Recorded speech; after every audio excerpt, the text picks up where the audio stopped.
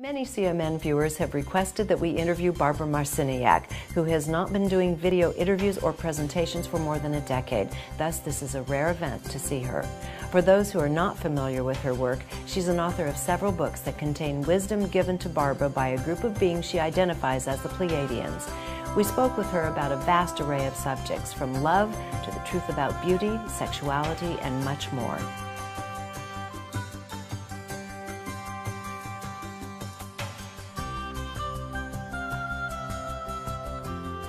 I said to you off camera before we began here that we need to start looking at how-to guides for people, because people are waking up and smelling that something's really not right around here. And that's good. That's a good thing. But they don't know. They're breaking the trance. They're breaking the trance. They're breaking the paradigm trance. And whether they know it or not, it's those feelings inside that are absolutely designed now to take them to the next level. The question is, now that we know that something's wrong and we're waking up, we've broken the trance, where the heck do we go? And you have incredible information on many levels. A lot of it is very elegant and to the point, and it's why didn't I think of that? And others is much more esoteric. There's knowledge of a lot going on around this planet that's going to be revealed. So let's start wherever you'd like to start with the story, in terms of how we begin preparing ourselves, say, for the next 3 years. What's going to be revealed, how we prepare ourselves, and what's in our own best interest in terms of how we treat ourselves. I think most important, and this is what the Pleiadians have taught me over the years, and the Pleiadians are, of course, the entities or energies that I channel, that we have to really make peace with ourselves, our physical form, and the consciousness that occupies that physical form. So bottom line, they always say, number one, in order to go forward, you have to love yourself. And that's not easy to do. It's the hardest thing on this planet. And yet the first basic thing is, they say, to get the car out of the garage, okay? Yeah. Instead of just sitting in the garage and you're driving the car going nowhere. So basically, the exercise they have always suggested is you look in the mirror, and you have a real heart-to-heart with yourself, eye-to-eye, in the mirror, and you start telling yourself, I love you, I love you, I love you, and then you start to see what comes up. And a lot of times people will want to break eye contact with the mirror, or they'll look down, and so that's the process of what veils and blocks do we have that prevent us from saying I love you to ourselves. I bet a lot of them break into tears. Of course, that's because, again, as I was saying last night in my talk, that once the tears start coming up, they're a form of recognition, and those tears are symptomatic of all the barriers that we've put there that help us forget, or that we choose to forget. And once we start then having the tears, we melt those barriers, we melt those memories, and we start to see that that's our first job, to love ourselves, not to look for love outside of ourselves, to love ourselves, and then to be love-generating machines, beings, energies, bio bodysuits, whatever. And that's where it begins. And then from there, there's, it starts opening.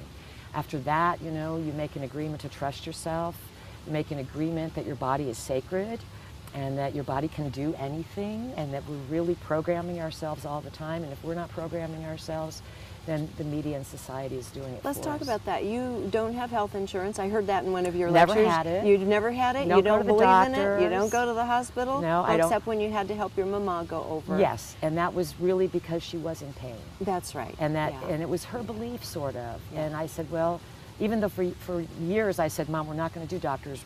We can either wait in line and pay a lot of money, or we can do treatments. And once I turned around to treatments, she loves treatments. Yeah. And treatments are really going to someone and having them facilitate your energy, cleaning your body, having body work, whether it's chiropractic, massage, or really getting down to what's very, very, very important in these times, is cleaning internally. Through, some people want to do fasting, but colon cleanses, liver cleanse, colonics, all these things remove all the sludge and gunk that we're holding on to. So that really, in my opinion, is another thing that's real important to help facilitate energy. How, for yourself, you're going unprotected, no HMOs on your side. No. So what do you do for yourself, just as an example to inspire people? Well, to take care of yourself. I have good thoughts, number one, and I accept responsibility for everything I create, even though sometimes that's really, really hard. And I would start the day with a glass of water, and then after that I would have a glass of Soleil, which is a combination of Himalayan sea salts and water, and it's sort of a saline solution with high concentration of minerals, and so that would alkaline my body. And then next, after a little while, would come a green drink, some sort of, you know, invigorating, powdered, usually green drink. And then after that, I might have fruit, and then I would eat pretty much in moderation, but not, you know, really strict. And I always bless my food, meaning that I might put my hands together and do a yum over it, you know. But what that's really doing is I'm thanking everything that's coming into my body, and I'm asking everything I add to my body to meet my vibration or to take me higher. So there's a consciousness with eating that I think most people don't have. I do eat relatively healthy. I'm a gardener. I grow herbs. I grow some of my veggies. You know, I'm a good cook. I think it's really, really important to prepare your own food and to love preparing your food, because we're putting energy into it, and then to enjoy what we're eating and to make it a sort of a feast and a festive thing even. And I eat alone lots of times. And when my mom came to live with me, she was amazed that I would like always put like a cloth napkin out, you know, which I think is just important, you know. Yes, you in feel like my years. sister. Yeah. This is how I feel. And then I always light a candle, Yeah. and I make it pretty. And she was always amazed that I would eat like this by myself, you know. And I'd say, well, Mom, why should I wait to go out to be treated like this? This is part of the ritual of living. It's like, you know, my house is like that too. It's like a ritual of living. I keep it in order. I make beauty. Beauty opens our senses, and it makes us more psychic. And I was saying to someone recently that that's the true meaning of art, to make beauty, and then to have that beauty really stimulate our senses so that we then move beyond the reality we're in, and we can sense our connectedness to other realities, because reality is multidimensional. Indeed, and now this whole element of beauty, you also, your P friends, the Pleiadians, have also talked about the essential nature of beauty in our lives. Can you comment on some, just kind of add some layers to that of what you've also been, what also has come through you on the subject of beauty? Let me think. Whether it's geometry, symmetry, even, you know, one thing I am curious about is the notion of the golden ratio, because that comes from our heartbeat all the way out to everything with symmetry and beauty. Well, that would be the golden mean. The golden Yes. ratio would be sort of a real built-in living library formula that establishes a ratio and a basis from which, you know, reality can be built. One of the interesting things the Pleiadians said about old building that was made with beauty and built with the golden mean was that they didn't just factor in, you know, this ratio. They also factored in the effect of sunlight on buildings, okay? And that how, when buildings were constructed, say such as the Acropolis or something like that, that how sunlight would, where it would touch it and how it would be in relationship to the sun would also create a sustainability. And that if we built an orientation... A sustainability for the meaning the product would last or, longer. Oh, the product The would product itself, so that whatever you were building with, Right. when if you used wood or stone or whatever, particularly stone, that by the effect of sunlight on that stone, using the golden mean ratio to start with, it would then last much, much longer in time, because all of these, you know, elements of beauty and the multiverse would be factored in. So today, we're like blind mice building stuff, and it's all money, and it's all just thrown up, and Living there's in no modules. aesthetics. No. And on some level, people don't demand it, because I think we're being entertained to death. Yes. There's so much to choose from, and none of it has much quality or substance to it. And that's symptomatic, I think, of people having lost meaning.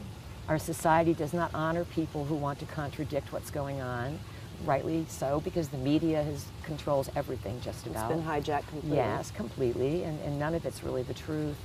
So there's this sort of desperation in people's souls, and they don't know what to do, and they've given up. And they've lost their own vavoom, you know, to be individuals. But that's turning, that's changing, because I think people reached the bottom of emptiness now. Yeah. You know, especially this last year, it's like, you know, how much more trivial could it get? And so there is a big turnaround happening, but no one can expect anyone to do it for them. One of the things the Pleiadians taught me is that no one's going to save you. Nobody's going to come through the dimensions or walk through the doorway, or the government's not going to fix it for us. You mean they're not landing on the White House lawn? They're not for saving us? anybody. We have to raise our consciousness, and we have to get up and do it ourselves. The Pleiadians have often said that, you know, we're very lazy. And they also have said that we're highly unpredictable too, and that's what they love about us. That no telling when the herd's going to turn, because we can just suddenly respond to something, you know, very intuitively. So what people have to do is they have to accept responsibility. Our thoughts, our feelings, and, you know, our imagination. This is how reality is created, and we're all doing it all the time.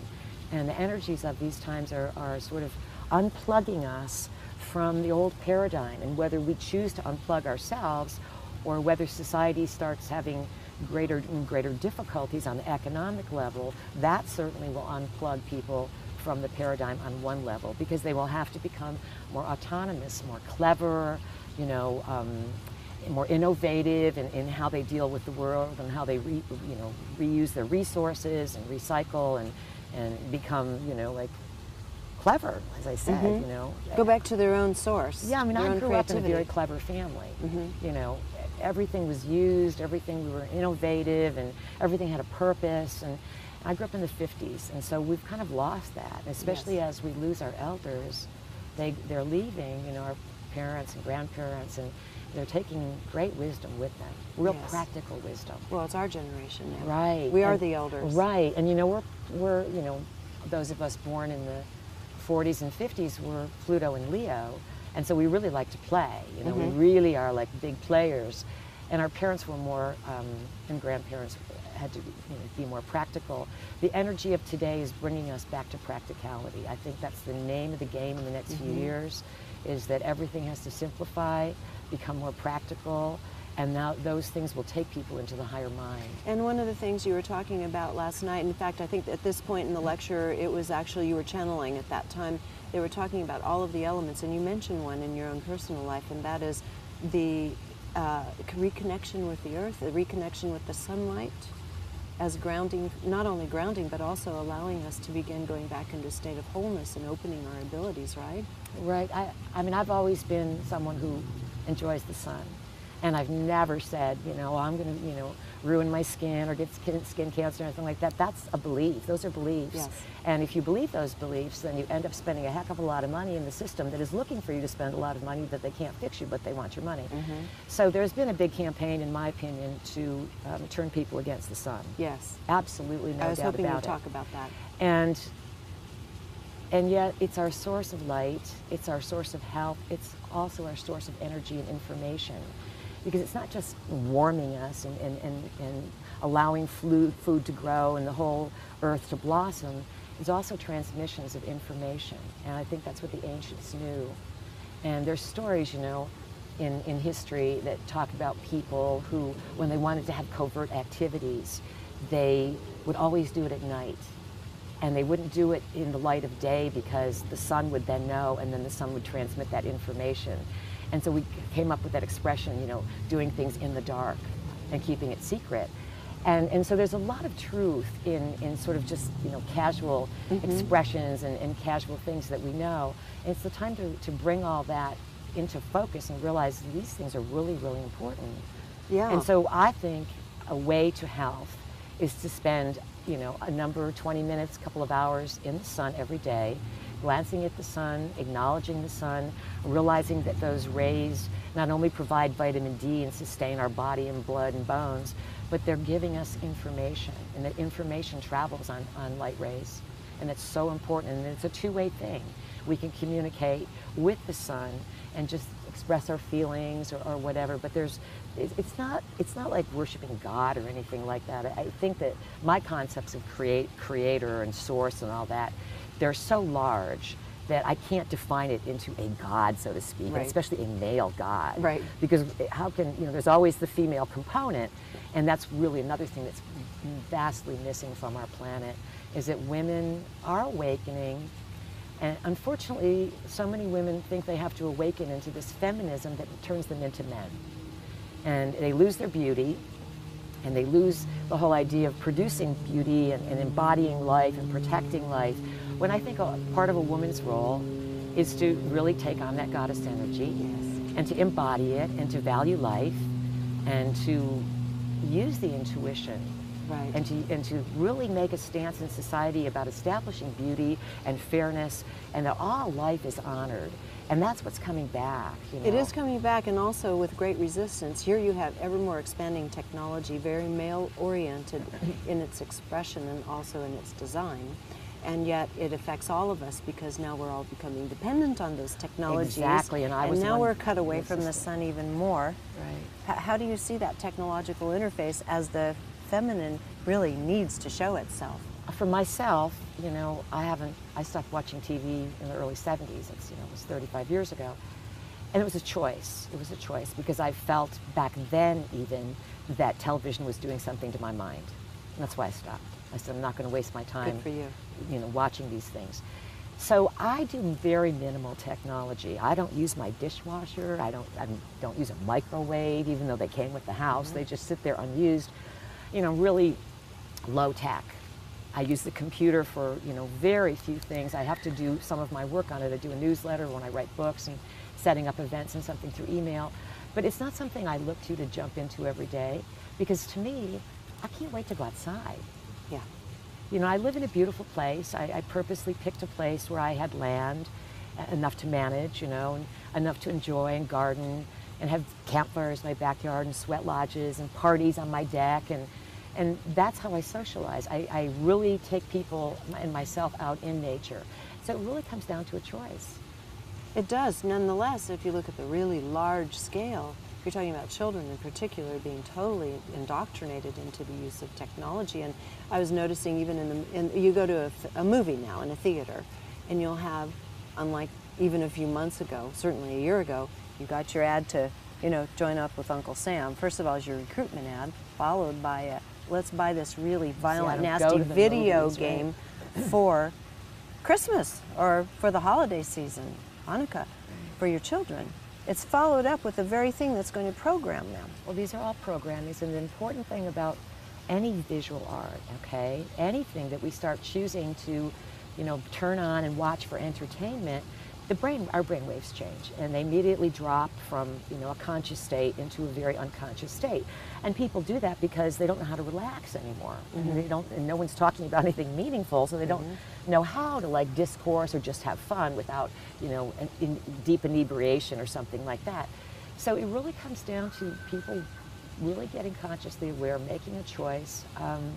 You know, the pictures that are put before us are like living dreams.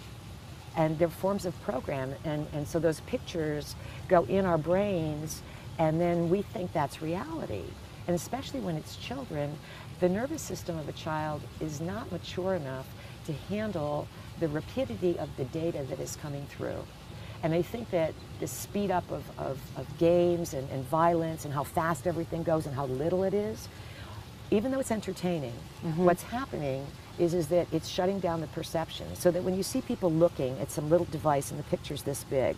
I have a bunch of nephews, and when they were really little, I'd walk into the living room, you know, instead of them being yelling and screaming like sometimes they would be and having a great old time, which would drive people crazy, but they were playing, it'd be quiet, totally quiet, and I'd look around and I'd say, what are you guys doing? And they're all in a trance with a little thing this big. I guess they're called Game Boys. I never had kids, so I don't know. And they're pushing these little buttons, looking at these little pictures, and they're totally in a trance. They're in trance, totally. Totally in a trance, because their brainwave shift. And they really have to shift to go down, to force your perceptions, which are out here, to go down to this little thing and stay there for hours and push these little things. What it's really doing is that they can't see anything anymore. Then they come out, and then they're hyperactive because too much data has come in too fast, and their nervous systems are not developed to handle that. Until children reach, you know, there's these cycles, you know, every 7 years, it's the Saturn cycle. So until children are 7, they really need no media at all. None, absolutely none. Play with the fairies in the trees. Whatsoever. Yeah. They need to be shown that nature is safe, that you don't have to worry about spiders and ticks and all these things. They've been around forever. But when people set up a worry, they say, well, we could get this, and they could fall off the bike, so they need a helmet, and we have to put armor on them, and then the ticks could come. And antibacterial wipes. And all this stuff and everything. This, again, is people creating their own reality. They say, well, this reality exists. I think I'll put energy behind it, and I'll protect my kid. And then you attract the very situations that you want to repel because you're energizing them emotionally with fear. So you can attract by excitement and conscious intention, or you can attract things by unconscious, being programmed and then having the high emotionality of fear or worry, which then closes the body down, weakens the immune system, and then you end up in this cycle of self-perpetuating, going nowhere. Going nowhere, and now you have to enter into relationships with other human beings who have been equally damaged. And what's happening to our what have our relationships devolved to, in your opinion, and what do you see us evolving back into or beyond? Well, if you think about the model I shared about the acceleration of energy, that in these years from 1987 till 2012, everything goes faster and faster and faster. Phase one, goes tenfold each year, and then that's 87 to 96, 90, I get these years mixed up, 97, then to 2006, 100-fold.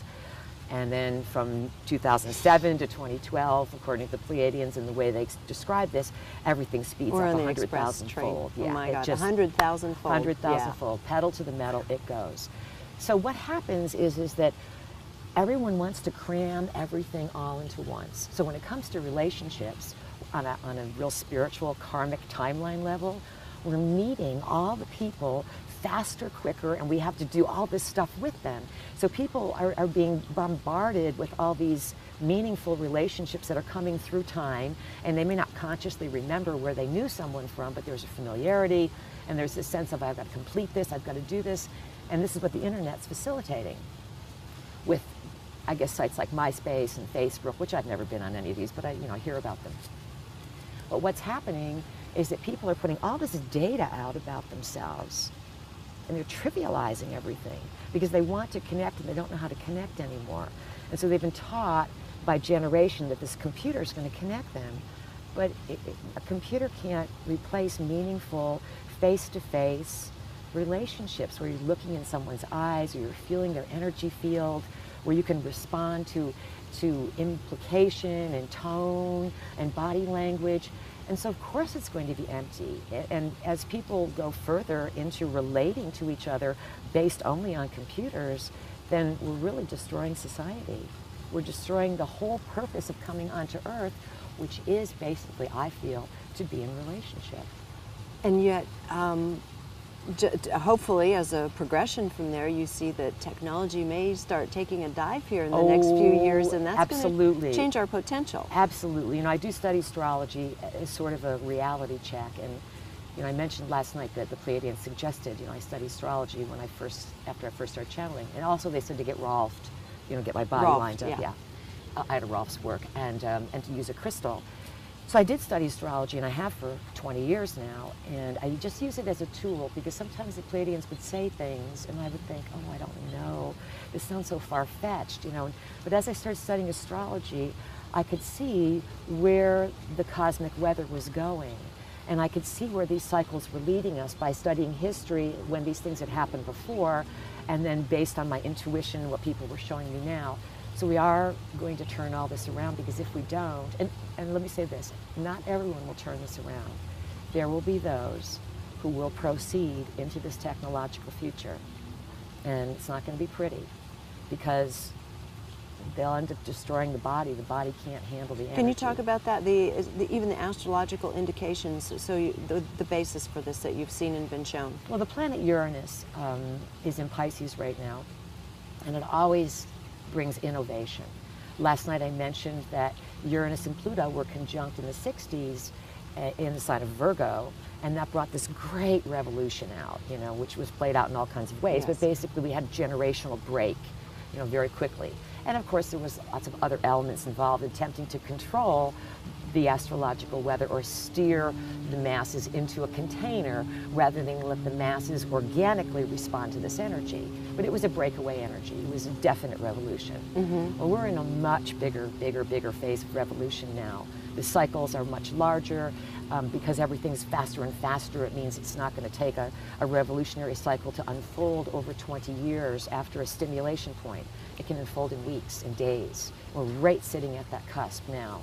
And so big changes. How does this affect technology, as you were mentioning? I think that the point that got stimulated in the 60s is going to be re-stimulated in 2010. Mm-hmm. So that means that, you know, all of us that were around in the 60s, Protesting. yeah, black- protesting and expanding our minds Yeah. and breaking open the head and all this Yeah. stuff, and really, you know, exploring what we were. And now it's going to re-stimulate all of us, because it makes an aspect that says, okay, now you have to really take and do something with that. And so worldwide revolution is coming. There's no doubt about it. You see that happening Oh, in the U.S. absolutely. political, I see everything. it all over the world. Yeah. I see it all over the world. I see Everywhere. political collapse eventually Yes. all over the world. And as the Pleiadians would say, it's all by agreement.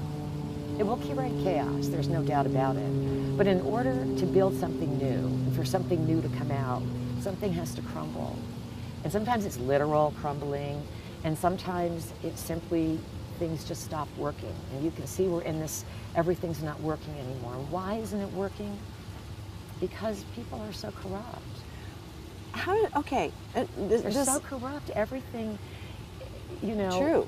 I mean, and it's a choice that we all have to face. We all get this. It's like somebody will say to you, well, if you do this, you know, then you can get this. And then you say, wow, okay, you know, and then, you know, it looks like a way to get ahead. And then eventually they say, well, you know, I helped you do this, this, and this, and now I want this favor back. And you say, I don't want to do this. And then they go, oh, okay, you know, and then you get set up. I mean, I haven't, but, you know, I can see how it works.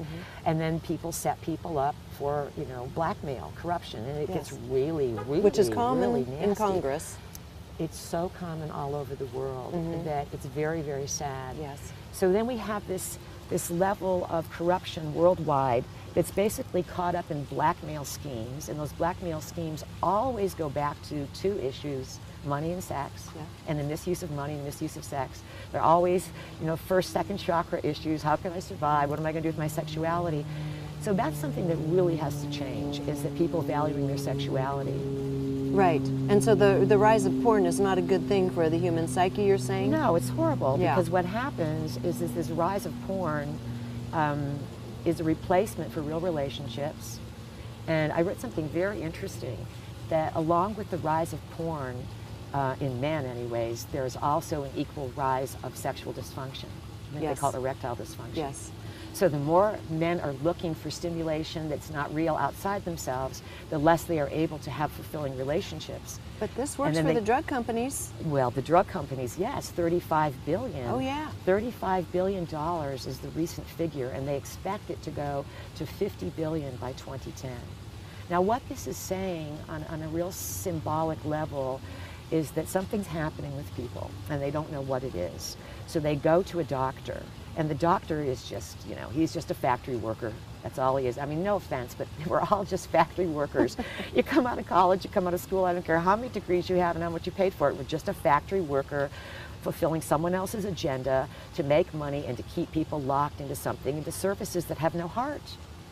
So these people come in, the doctors aren't psychic, they're not trained to be psychic, they don't have time, they don't care, they don't say, what's really going on? They don't want to look in the soul. So then it's all these drugs, and people get on drugs, and then they don't know what's going on, and they vacate their body, and then this is where we get into entity possession. Drugs can lead to entity possession, and pornography leads to entity possession. Because what happens when you lower your vibration and your values sexually, okay, then you sort of, and then you have sex based on these sort of activities, okay, what I call funky sex, you know, without love and without Right. real significance, Right. you know, and it goes way down from there. Right. You open yourself wide to other entities to come in that want human bodies to, you know, engage in these perverse activities, and they're harmful and they're demeaning. And the important thing that people must really understand is that sex is psychic energy. It's powerful psychic energy used at a very high level. Two people can generate so much sexual energy and then psychic energy that they can remote view during sex. They can go heal the world and change things. This is sort of a lost art, and we sort of hide it under tantra and all these things and think it has to be all these exercises and magical performing and everything. It really has to do more with two people's intention. It's more of essential. trust Yeah. and heart and eye contact, because so much gets shared through the eyes. So on some level, pornography is coming up because it has to be cleansed. It's an old, ancient issue, the debasement of the human body, using children, animals, controlling people in this way. This is so old. And so as we're changing the paradigm everything that's not working, that's really dark and nasty, it's got to come up to be identified. This whole idea of like, well, you know, we're going to get ascended and, you know, we're going to lift our consciousness and love and light, and we don't have to know about this stuff, because I've taught very difficult things over the years, and I've taken a lot of flack for it. And people years ago used to say, Barbara Marciniak, wow, she's getting really dark, and you know, she's working with the devil and all this stuff. And I'd say, wow, are these people in denial that if you don't use light words and things of all beauty and upliftment, people are afraid? And yet if we don't go there and address it, it can never be healed. It's like, think about leprosy, you know, how horrible it was historically. And people didn't want to look, and they banned the lepers and everything. And it wasn't until, like, I think it was Father Damien on Molokai or something, that he made a home for the lepers, and he looked at them, and then people could address it, and they could start healing it. So we have to look at what's not working, even if people think they're enjoying it, because it's popping up all around anyway. The entity possession is going to get worse and worse. And one of the reasons is this, that there are beings on the planet, human, I mean, they have a human body. I don't know how human they are, but they operate with a physical form. And they understand some of the oldest arts of the planet, which are like, I guess we would call magical arts. It's like a magical intelligence. And these arts can be used for good or ill. And they use them for ill. And when you perform acts of intention at times of power, then you can condition space. And anything that's done on the solstices, the equinoxes, the cross quarters, which are the halfway point between solstices and equinoxes, and the new moons and full moons, any kind of ceremonial activity that's done at that time can really condition the whole earth, especially if somebody really knows what they're doing and they want to dedicate a certain activity, such as 9/11, for example. Let's stage a 9/11, this mass ritual sacrifice of people, and let's broadcast it and tell everyone that it's this. And then what happens is, on some level, we think, oh my God, you know, I knew right away. I mean, as soon as it happened, because of my intuition, my work, I knew exactly what it was. I knew it was a staged event, and I knew it was an attempt to sell fear. And more than that, what the Pleiadians said, it was an attempt by a global elite using media to get everybody's attention into one probable reality.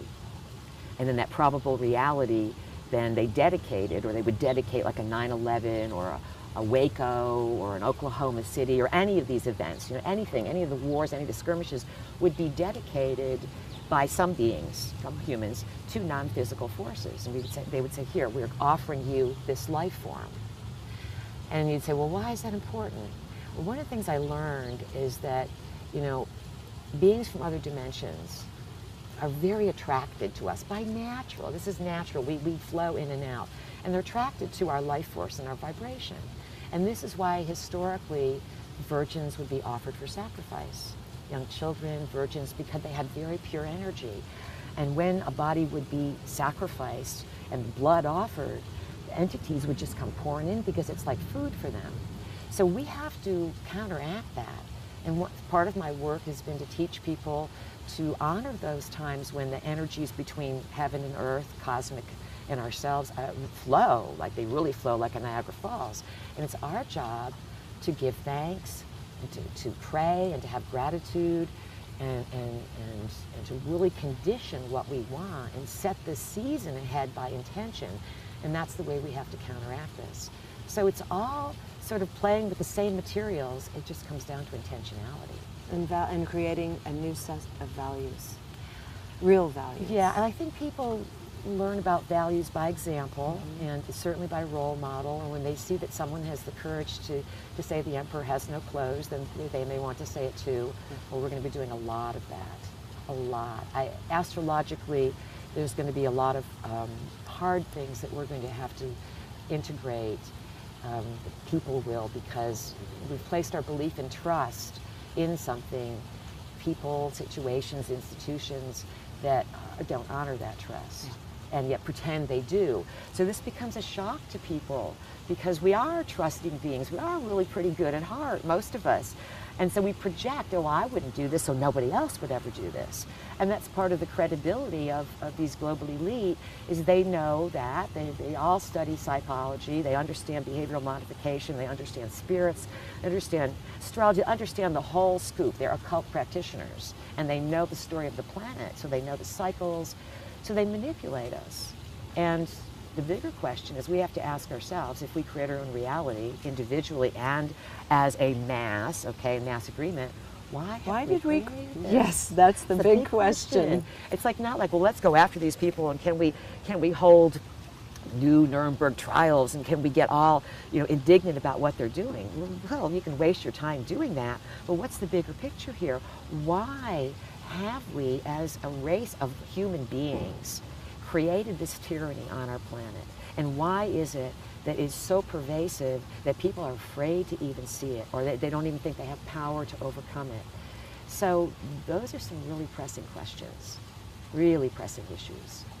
And we're going to be looking at all of them in the next few years. And you will see more people come out.